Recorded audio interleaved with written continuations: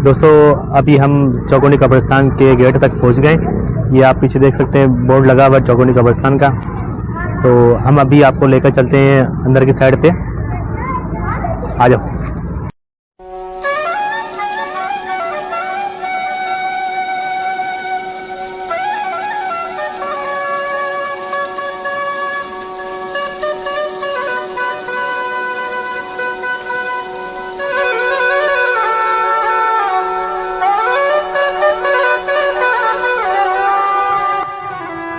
अच्छा, इस वक्त हम आपको बताना चाह रहे हैं कि चौकोनी कब्रिस्तान के एक उस एरिया में है जहाँ पे बहुत कच्ची कब्रें नज़र आ रही हैं आप लोगों को।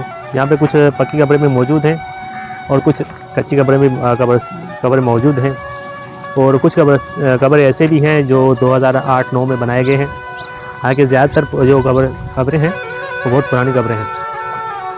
ये भी आप देख सकते हैं, ये कब्रें 2008 के बाद की बनाई गई हैं।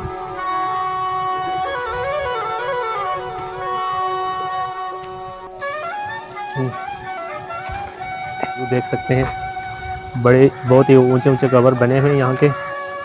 पुराने ज़माने में शायद ऐसी कब्र बनाए जाते थे एक ऊंचे महल की तरह।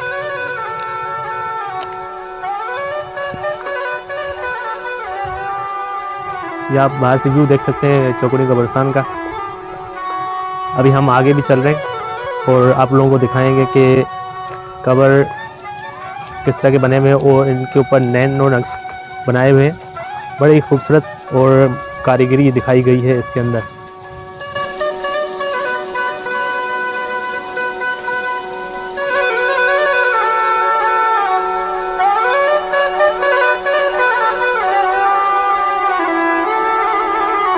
तो इस वक्त हम मौजूद हैं चौकोनी कब्रिस्तान के अंदर, जहाँ पे बहुत ही खूबसूरत मौसम है अभी, और यहाँ बैठने के लिए बंदोबस्त किया गया है दरख्तों के नीचे। अगर कोई यहाँ पे सयाह आता है कोई चक्कर लगाने के लिए तो दरख्तों के नीचे यहाँ चेयर बनाए हुए हैं, जहाँ आप लोग सुकून से बैठ सकते हैं। और एक मस्जिद भी है सामने, वहाँ नमाज वगैरह पढ़ सकते हैं आप लोग। पीछे आप देख सकते हैं ये चौकोनी कब्रिस्तान तकरीबन 15वीं सदी में बनाया गया था। ये कब्रिस्तान जोखो कबीले से वाबस्ता है।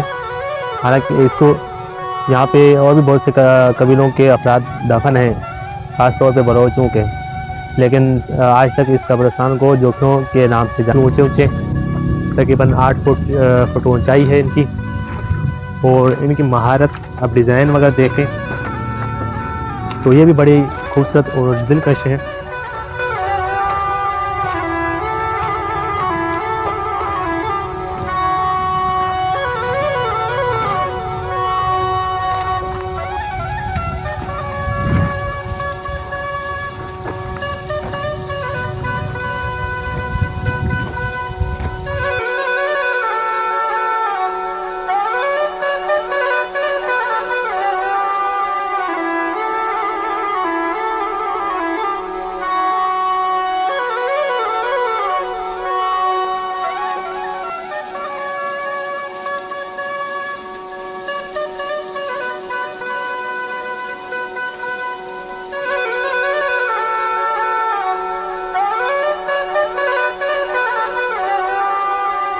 नाज़रीन, ये आप मीनार देख सकते हैं, बड़ा ही खूबसूरत मीनार बनाया गया है और इसके अंदर कुछ कब्रें भी मौजूद हैं। ऊपर का व्यू भी आप देख सकते हैं कितना खूबसूरत बनाया गया है।